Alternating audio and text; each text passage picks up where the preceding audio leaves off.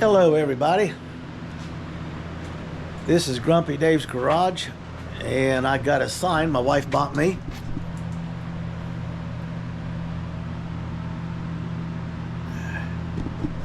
She says that fits me perfect. Right now I'm on medical relief. That's right, I put my back out 2 days ago, so I'm not allowed to work on the car. What I did was I was putting the bolts in the transmission. I'm gonna raise this up and show you some stuff under it while I'm talking. So I was underneath the car, decided to twist just a little bit more so I could use my left hand instead of my right hand because my shoulder was cramping. That was bad news. Let's just say my back went out, so I wiggled around, got free of the car, and I was laying on my creeper, and I rolled out from underneath the car. Smart thing to do, right? Then I couldn't sit up or do anything, and my grandson who was helping me was inside with the cable guy because our cable was acting up, so he went out here to assist me. So I rolled over on my hands and on my belly so I get on my hands and knees. If nothing else, I could get over in the grass and off the hot asphalt that I was now laying face down on when I rolled over, thinking this wasn't a really good idea after all. At least under the car I had shade. So I finally wiggled around, got up on my hands and knees. I could reach up and grab the MG door handle. Thank goodness it's the old style. It's actually got a metal handle. I could pull myself up, get the lip of the door with my right hand, get myself back on my feet, hunched over, and make my way into the house, which my wife had quite a bit to say. I wonder why. So that was my entertaining issue. Too bad that wasn't on video. I look at my face when I realized I just rolled over face belly down, covered with sweat on a hot asphalt driveway in a 92-degree day. That was really intelligent. We switched over to the body, which you noticed, okay. I got parts in, how else you put this? I have parts in customs, which means when I get that notice, it's at least 2 weeks before I get them back.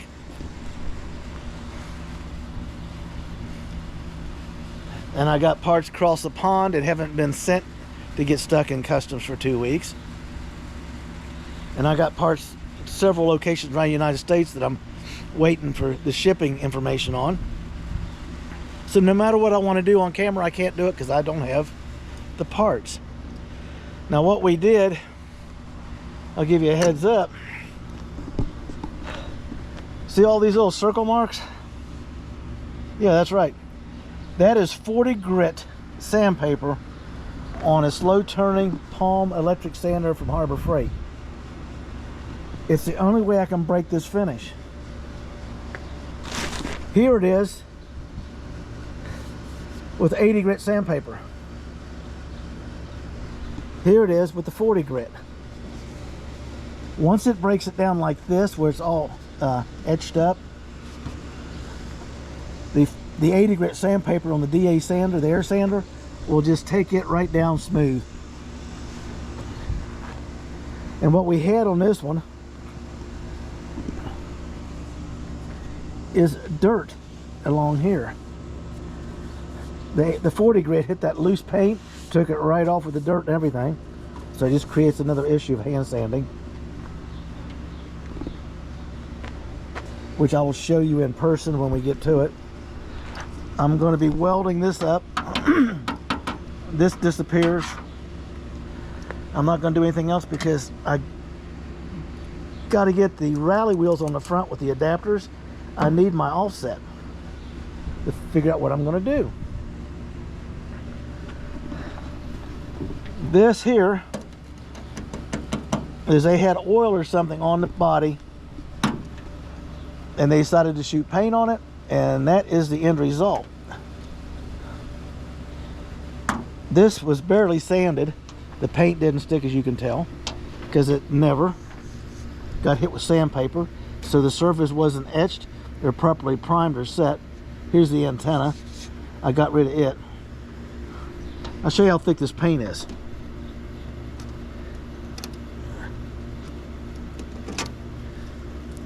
How much of it do you want? You can take it off with a razor blade. They must have dumped a half a bottle of hardener in here to dilute the paint to be able to repaint this, to hide the dirt in the... So you can kind of see it a little bit, which the orange paint that I'm using will show that up.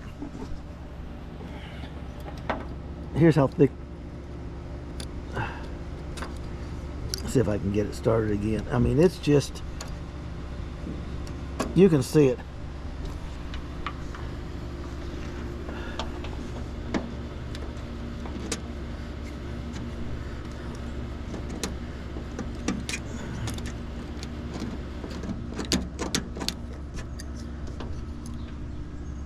So what I'm going to be doing, instead of wasting time and trying to get a few things played around for a video, I'm switching over to working on the body work.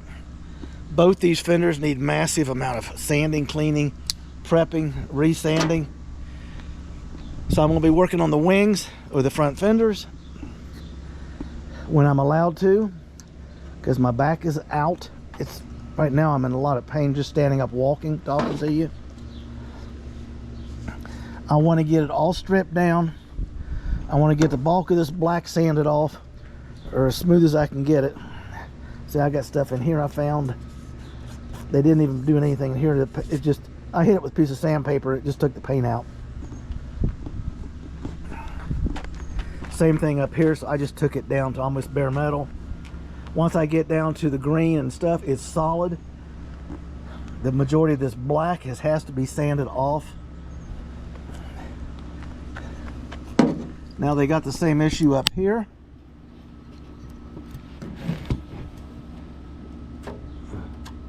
You can literally get a razor blade under it and lift it up. But this isn't quite as thick. Okay, so this won't be too bad to clean up. And once I get off the front panels and onto the doors and stuff, it appears, I'll use the word appears to be properly sprayed on. I won't swear to it.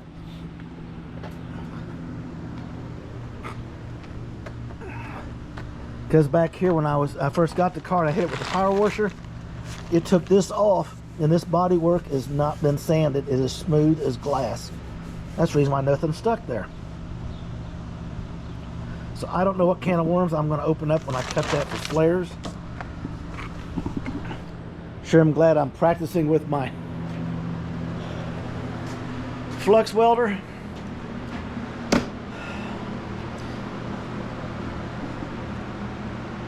I've got the nuts and bolts for the shocks when they show up. I wanted to use new ones, plus I needed longer ones. I got headers right there that now they're in a position where I can grind them but not have to hold them at the same time. I got the header paint. I got the wraps coming. The drive shaft's been marked for test cut. So I have the pieces for the sway bar in the back is getting reattached and welded in. And my wife has informed me if she hears the sander going off or the saw going, she's going to come out here with the broom. And she's not going to be sweeping the floor. So I got to behave for a couple days. My videos will resume this coming Wednesday. In the future, my videos will be on Thursday, Friday, and Saturday only. 4 days. I've got to fabricate, drill, cut, and hammer stuff. I may try to video some of it to see if I can clean it up enough with the sound levels. It's just a lot to do. So what I'm saying is, I apologize if not putting up a video. I appreciate you subscribing. You can leave a comment. I should be back working and walking totally upright without pain in about 2 more days.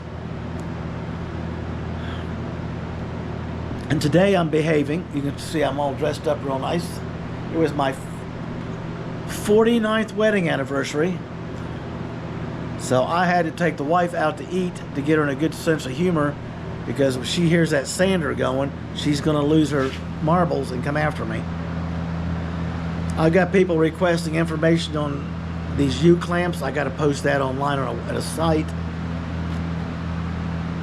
I'm going to work the fenders and the body work while I'm waiting for the parts for the car.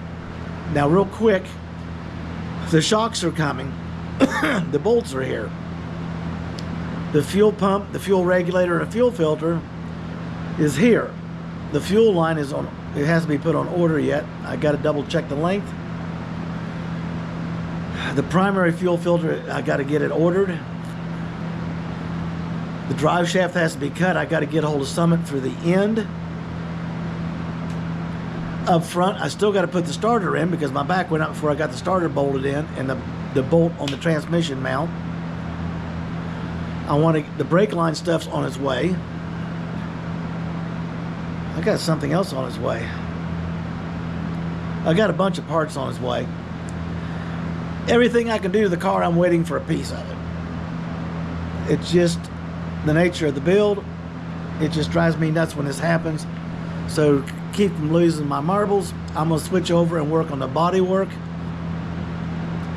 And when the parts show up, and one of the parts that I need to get going won't be here and out of customs for 2 weeks. So we'll get the time wasted on the front fenders. They got to be done anyway. The rest of the car is not going to be that much of an issue to sand down. It's just that paint is so thick and so hard. And I'll show you. This is my air sander that I've been using. I can't find my good one. That's 40 grit sandpaper. This, it looks like fine aquarium gravel glued on a piece of paper, and that was just about spent, is what I'm using to scuff the surface so this one will bite in and buzz that paint down. If I don't get the 40 off of it after I etch the surface, it starts digging in, and then I got a mess. I'll have to strip it all the way down to the metal. I want to make that a judgment call at a later date. It wouldn't hurt if they would have adjusted this trunk when they did their work. This car was a tan car, and I think there was some work done to it. And then after the tan car, they went green, and then this hideous black. But like I said, you can see the little, this is what I want. I want those little scratch marks, because then that DA sander will grab them and just feather it right down like it did here. Okay, that's everything. That's in here. I already done the front. I got to come up through here, and then I get to repeat it over here. This paint on this fender is thicker than that side. I don't know if they were trying to get the paint to stick over this or to hide this. You can see some dirt down in there or whatever this stuff was. Black paint shows everything, so I think they just flooded it with paint to hide the marks.